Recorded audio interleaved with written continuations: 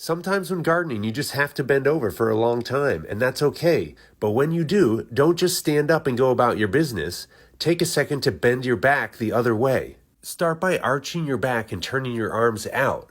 Move through your full ranges of motion by rounding forward and then turning your arms in. Then go back into extension, lengthening the front of your body and contracting the back. Then tip side to side.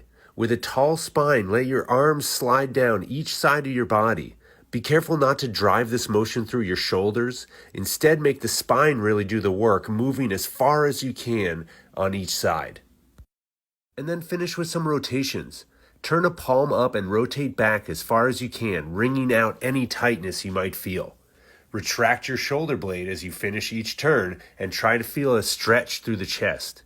5 repetitions of these 3 moves will help reset your spine after a long session of gardening stooped over.